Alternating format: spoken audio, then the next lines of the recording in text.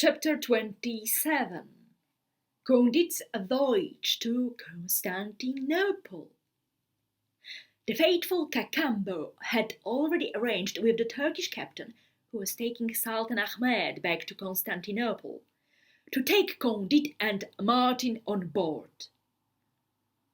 Along the way, Candide had said to Martin, "We dined with 6 dethroned kings, and even among these 6 kings there was one to whom I gave alms.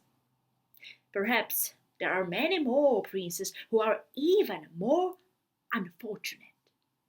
For my part, I have only lost 100 sheep, and I am going to fly into Cunegonde's arms.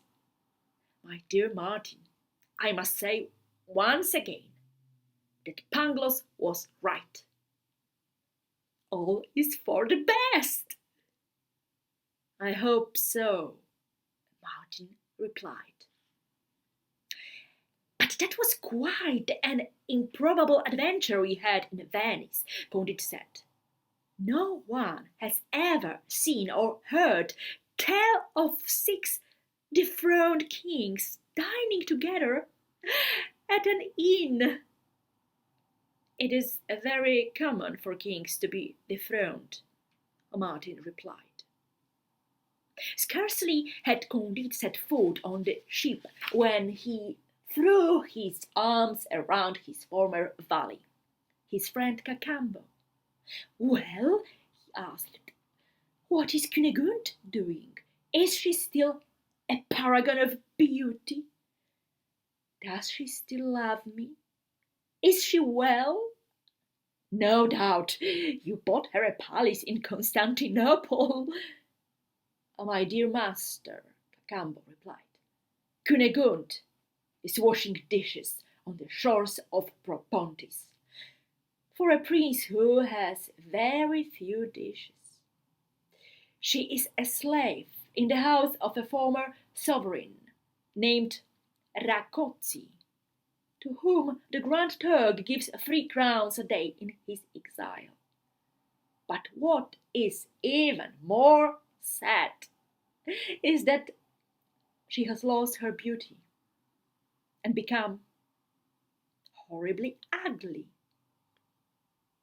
"Well, whether she is beautiful or ugly now," Candide replied, "I am an honest man, and it is my duty to love her forever." "But how could she have been reduced to such an abject state with the 5 or 6 million that you had with you?"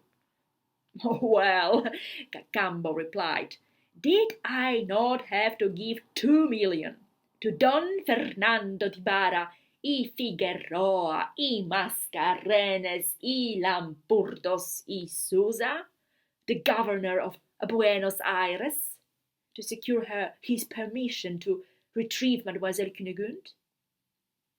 And didn't a pirate graciously strip us of all the rest?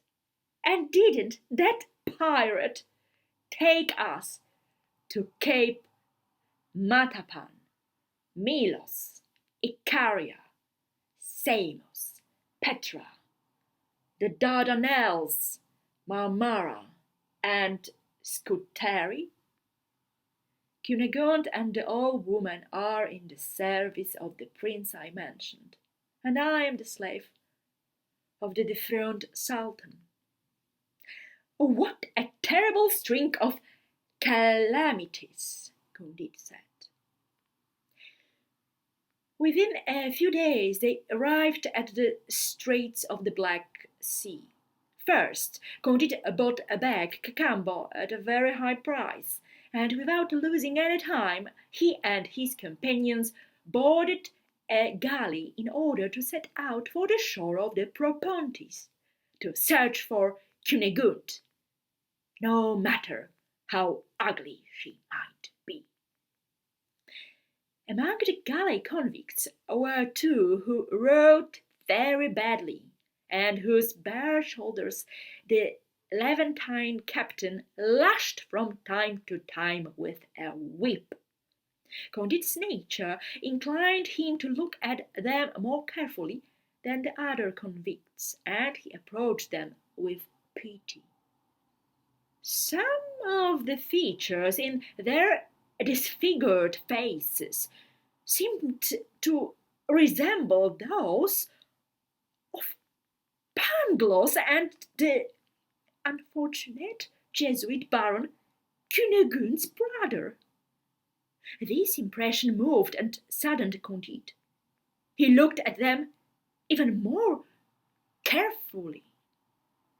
In truth, he said to Cacambo, had I not seen Dr. Pangloss hanged, and had I not had the misfortune of killing the Baron myself, I would think it is they who are rowing in this galley.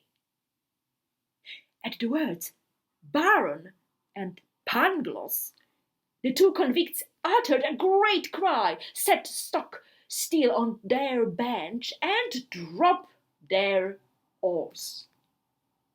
The Levantine captain rushed at them, redoubling the lashes of his whip.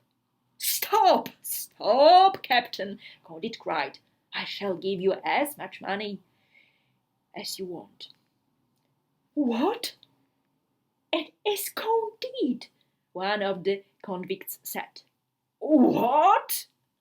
It is Candide," the other convict said. "Is this a dream?" Candide exclaimed. "Am I awake? Am I on this galley? Is this his lordship the Baron whom I killed? Is this Dr. Pangloss whom I saw hanged?" "It is us, it is us," they replied. "What? This is the great philosopher?" Martin asked. "Hey, Levantine captain," Candide said, "how much ransom do you want for Monsieur Thunder Ten Tronckh, one of the foremost barons of the empire, and Monsieur Pangloss, Germany's most profound metaphysician?" "Christian dog," the Levantine captain replied, "as these Christian galley slave dogs are barons and metaphysicians, which doubtless is a great dignity in their country, you must give me 50,000 gold coins."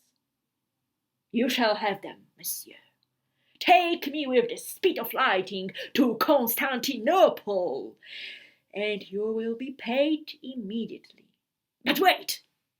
On second thought, take me straight to Mademoiselle Cunegonde."